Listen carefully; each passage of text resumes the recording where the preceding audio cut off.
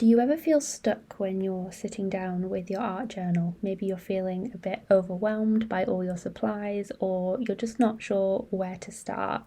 I do that all the time, and I wanted to share some ways that I've been trying to build a bit of creative momentum within my creative journaling, but without the pressure. So, it happens all the time where, like, one day I will open my art journal and I'll be so inspired and I will add like layers and layers of collage and create like 3 different pages, for example. But then the next day, I'll open it again and I'll just like stare at the blank page for 10 minutes and close my journal and not create anything.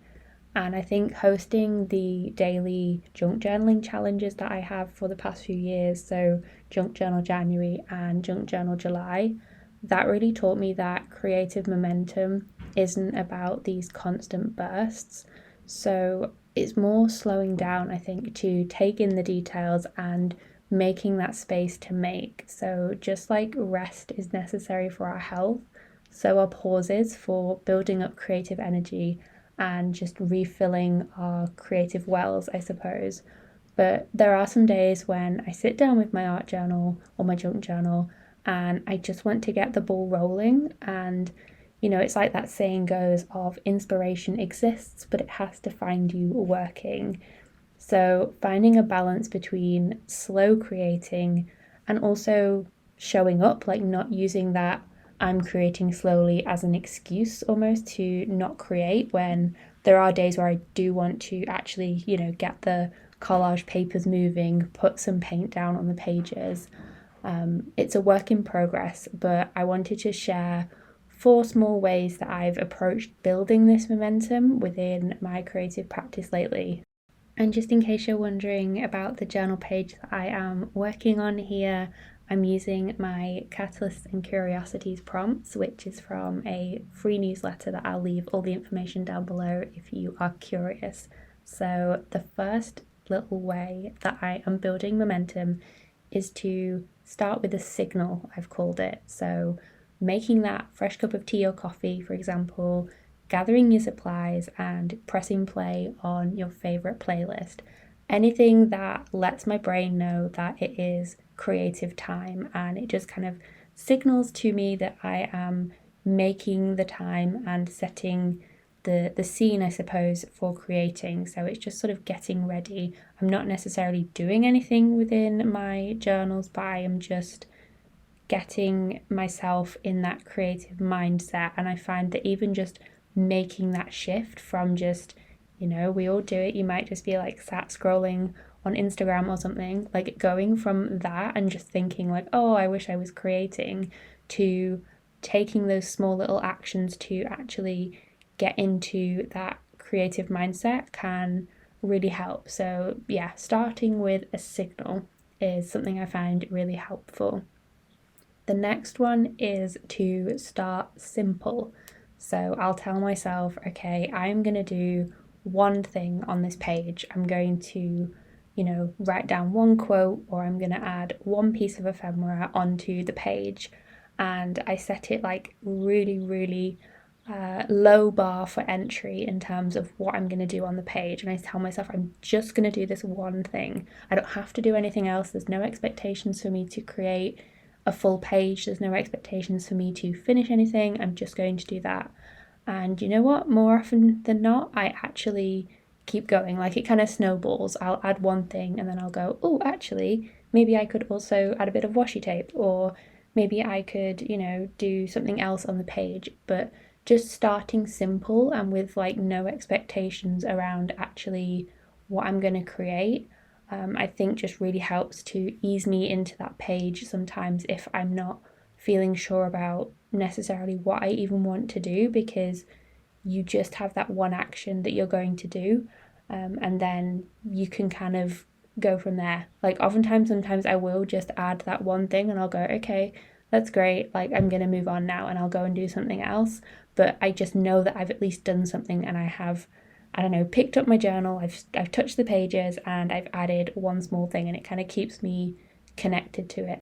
So, the next small way that you can show up when you're feeling stuck is to start the same. So, this is all about repetition, and you could repeat maybe a favorite layout that you have or a go to technique that you really enjoy.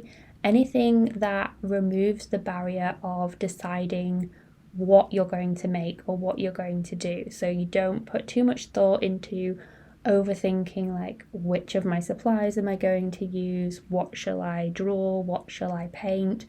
All that sort of thinking is what we're trying to get rid of when we are just going to start the same. So just pick like one technique for the week and you just say to yourself, okay, I am going to create a journal card every single day or something like that. Or every time I show up to my journal, I am going to do this technique. And you just focus then on actually making.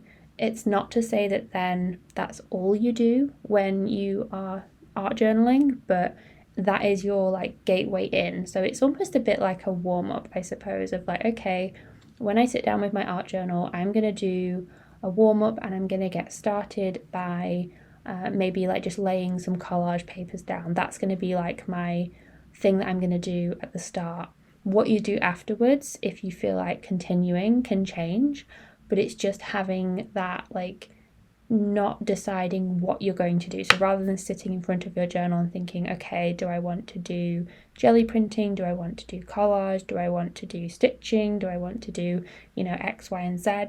Instead, you just think, okay, I'm going to do my favorite technique, or I'm going to create with pink because I really love pink in my journals. And that will then guide your thinking in terms of what you're actually going to make. And you can think more then about the actual process of making. So we're trying to like get rid of all the decisions that seem to overwhelm our brains a little bit, I think, when it comes to getting started, because they always say like getting started is the hardest part, and once you've actually got started, then everything kind of feels a little bit easier and you can get more into a flow. So starting the same and just thinking, okay, there's no pressure, I'm going to do some collage and then I'll create. It's all about just getting that like, wheel in motion, getting things started. And I think it's a much more gentle approach than thinking like I've got to create something and I must make something today. You can just think, okay, well, I'll do some collage and we'll see whether we continue from there. So that's something I've been finding really helpful. I've been making some little cards recently, sort of inspired by the index card a day challenge, but like I couldn't commit to doing one every single day.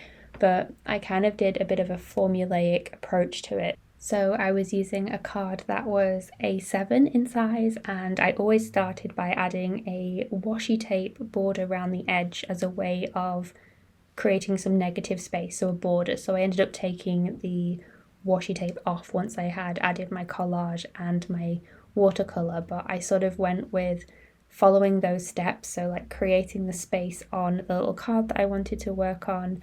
Then I went into my little like scraps and pulled off bits that I wanted to add as collage. I then picked like an ink or a watercolor, added some of that, and then peeled off the washi tape, added a fussy cut floral, bit of mark making, and then also some found words or like phrases from book pages. And so I did quite a few of those and I really found them great for doing a bit of a warm up. And it was like the same thing that I was doing every time I made one. So they kind of looked like they were in a little bit of a series, but just starting the same, then I found it a lot easier to get going with other things that I was then working on. Now, this last one will sound a little bit counterintuitive, but it's a really common technique, and I think for a reason, because it works. So it's to start with a stop. So I give myself permission to create for a certain amount of time. So setting a timer for 5 minutes, for 10 minutes, even for just a minute. And sometimes that's enough. Like I'll create for 5 minutes or 10 minutes and then, go off and do something else. But sometimes I stop the timer and I'll just keep going. So having that limit and knowing that like if after 5 minutes I'm not like enjoying necessarily what I'm creating within my journal, I have that permission that, okay, I've shown up for 5 minutes, at least I've done that. Sometimes I find that that really helps. And it's probably like a 50-50 whether I actually like continue working in my art journal or whether I will just stop and do something else. But I just find it a really easy way to get started by knowing when I'm going to finish rather than having the expectation of, oh, I have to create something great before I finish, if that makes sense. So I find that really helpful with setting a timer. So I think this creative momentum, it doesn't always result in finished pages. And, some days it looks like showing up when I'm tired or just putting papers down without a plan or even just like flipping through old journal pages. Like I don't always create a page start to finish whenever I sit down to work within my art journals, but it always looks like starting. So those are 4 ways that I find helpful for getting started when I'm feeling a little bit stuck within my journaling. And I'd love to know in the comments if you have any ways that you find helpful in terms of creating, maybe when you're feeling in a little bit of a rut or you're not feeling inspired. As always, thank you so much for watching, and I will see you in the next one.